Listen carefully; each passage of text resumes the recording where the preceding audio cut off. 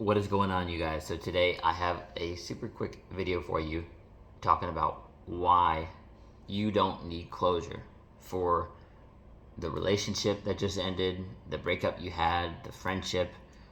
Maybe you're not really talking with a family member, right? Maybe something happened with work, right? Like there's a lot of things you might want some closure on.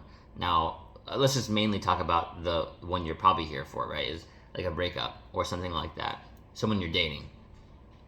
So the reason you don't need closure, and I know it sounds crazy, is that it's not going to help you even if you know all the reasons why it's not working or they want to break up, etc. Right? And you think, well, of course it'll help me. Of course it'll help me because I don't understand everything and exactly what happened. Now, I understand that thought process because I used to think that way. And truthfully, it is always nice when someone will provide like an explanation to you.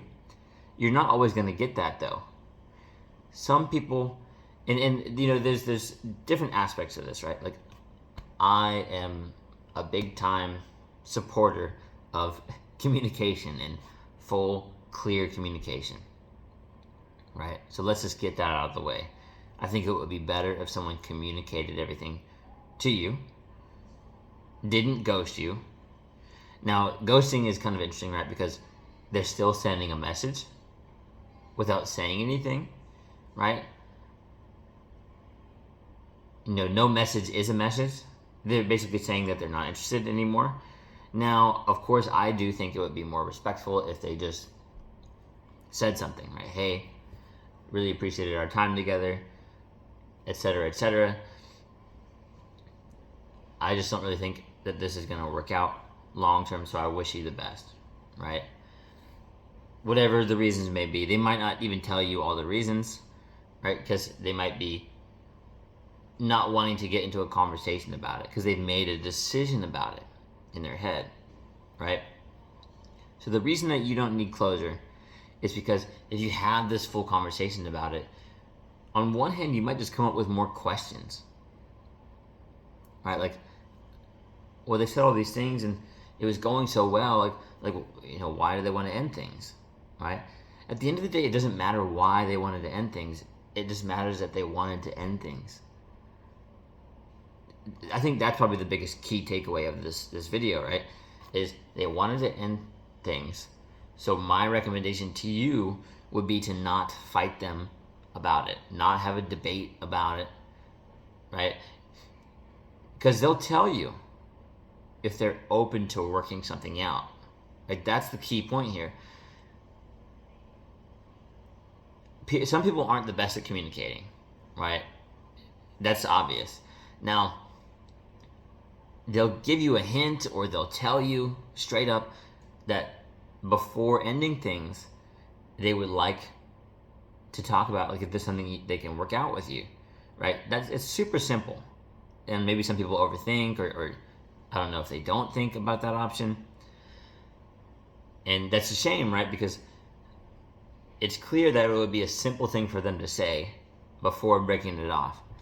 Now, the fact that they just went straight to breaking it off means that you, the person who has been or being cut off or being broken up with, should just say, like, hey, I completely understand. I respect your decision, and I'll miss you. I wish you all the best. Or you could. I mean, if you want, right? I could totally get why people would want to get rid of the "I miss you" part. So, hey, I understand. I respect your decision, and I'll wish you all the best. Take care, right? And funny enough, there's like a negative and a positive to this, I guess, with perspective, because if you do that, sometimes it's almost like calling their bluff, and they'll say, well, wait a minute, you don't want to talk about this first? And it's a little bit like what I said earlier, right? Like why didn't you bring that up first rather than just jumping straight to breaking up? Or ending, even if it's just like a job, right? Like instead of getting the positive feedback first, constructive criticism to see if you can improve, right? Just cutting it off. Now I know sometimes like some people do something that's just like hardcore grounds for termination, right? Or like maybe just something crazy they did on the job that it just makes sense that they need to be let go, or with a relationship, if it's like cheating or something, of course, right? Like that's really like a non-negotiable. So you let them go. There doesn't need to be a conversation about it, right? Now, if it's something small, again, right? Like it would be weird if you just said all those things like I respect your decision, I wish you the best, and they're like, wait a minute, you don't want to talk about it?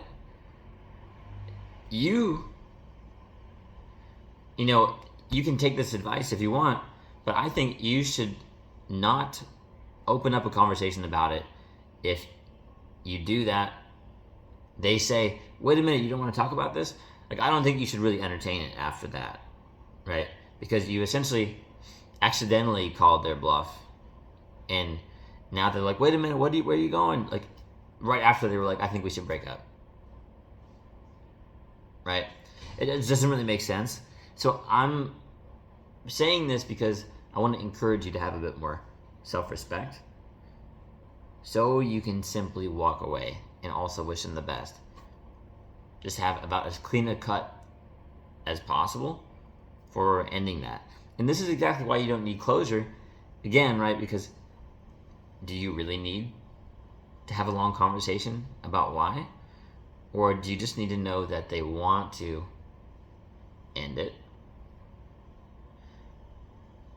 And now you can just say, okay, all good, wish you the best, take care, right? Because that way you can you can actually have more peace of mind that way, right? You don't need to get into all the details. You know that they wanted to end it, so now you can learn and grow, and then eventually, when you're ready, of course, you can start an amazing new relationship, whether it's a new job or new person you're dating, new friends, all these things, right? So I totally get where you're coming from, because I've been there before. Like, closure sounds nice. Like it'll make you feel good. Like you're tying a little bow on the end of the work relationship, the end of the breakup, whatever it is, right? It sounds nice. But really it's going to give you more to overthink about. Especially since you're watching this kind of video. Like you've already got some overthinking, some anxiety around this stuff. Honestly, it's probably just going to make it worse. You're probably going to fester on it more, right? Like boil in it, like not be ready to move on longer because of those things, right? So I would actually encourage you just to you don't even need to ask them. You could, I guess, if you wanted to, but I would just encourage you to actually critically think for yourself. Maybe journal, write down, like, what could I have improved in that relationship? Because even if there's a lot of things that they did wrong, there's probably some things that you could have improved as well. So just taking some accountability, at least, that's like a good bare minimum for you to do, right? Is always think in every situation, no matter if it's a breakup or something else, what could I do to be 1% better? Continue to improve it, right? Because that'll help you in any area of your life. So I'm sure you can kind of guess now, like these are the reasons that you don't need closure, because it's simply they made that decision. And one wise thing for you to think about is adopting a philosophy of I don't argue with anybody, right? Because like if you get in your emotions, if you argue with someone, if you try to convince them, like, oh, here's why we should work it out, here's why you should stay, like you're obviously like,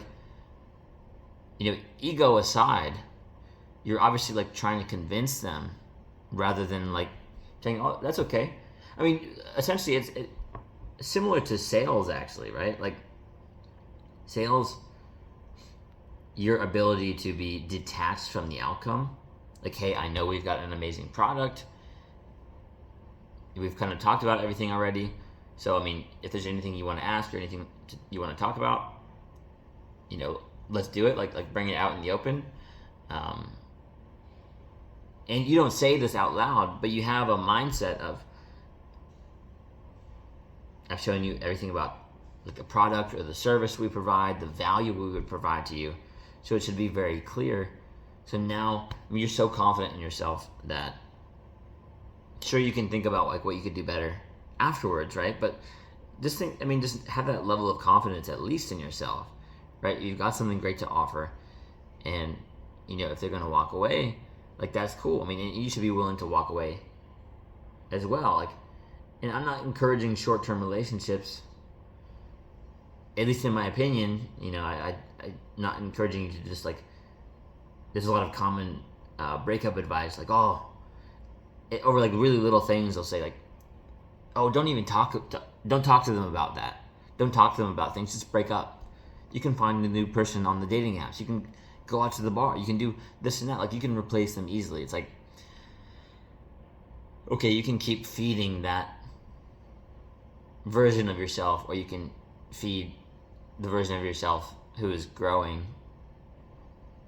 and better at creating meaningful, fulfilling relationships, right? So all this is a bit of a tangent, but I hope it helps you kind of understand why, like, you having that ability to be like, hey, it's cool, like, you're so confident in yourself that even if there's some things you can improve, it's like, all right, it's okay. I mean, I understand and respect your decision, and I wish you the best. And this, my friends, without me going on more of a tangent, is why you don't need closure. I hope this helps, and maybe you can use this in a certain situation coming up in the future for you. It'll bring a lot more peace into your life. It'll be easier to grow moving forward. So, thank you for watching. If you like the video, like and subscribe, and I'll see you in the next one. You got this, bro.